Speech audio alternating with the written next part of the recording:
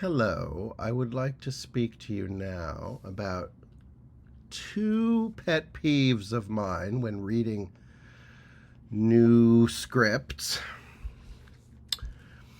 And you can file these under the category, oh God, why is Roland so anal about these details? It's not the main crux of what I'm trying to write about. Does any of this really matter? In my opinion, when it comes to art and life, God is in the details. Okay, so the first thing is this. I understand that a first draft is a first draft. I get it. But if you have more than one or maybe two sentences in your manuscript that don't actually add up to a sentence because you have extra words that you forgot to cut out because you started writing the sentence to be structured one way and then you finished it another way and you didn't take the time to notice that there was a word in there that shouldn't be in there, that tells me one thing about your process. You have not obsessively, compulsively read and reread your manuscript out loud. Because if you had, you would have found and excised all of these things. Now, what does it tell me about a writer who is not obsessively reading her own manuscript?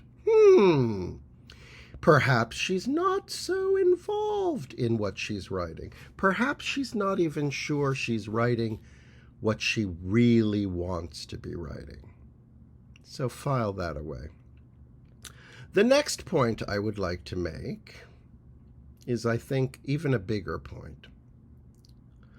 Stage directions will never save you.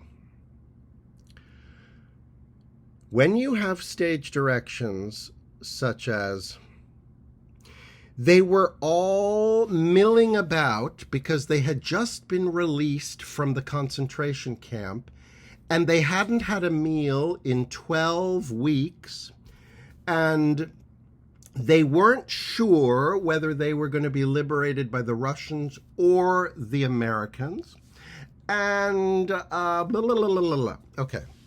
That is what I would call, it's a stage direction that is really not a stage direction. You know what it is? It is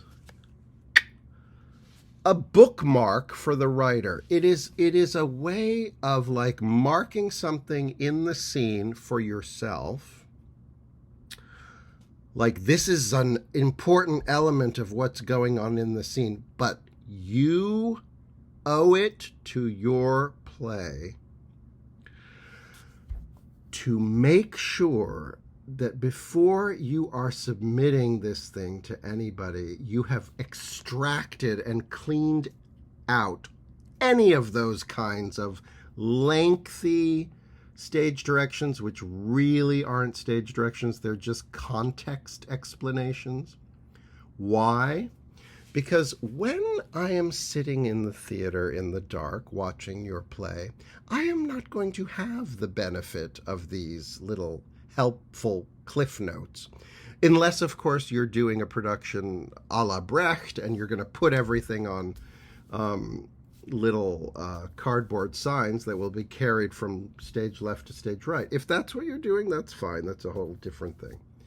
But most of you are not doing that. So really lean on your dialogue to carry the context, to carry the backstory, to carry intention, to carry the conflict.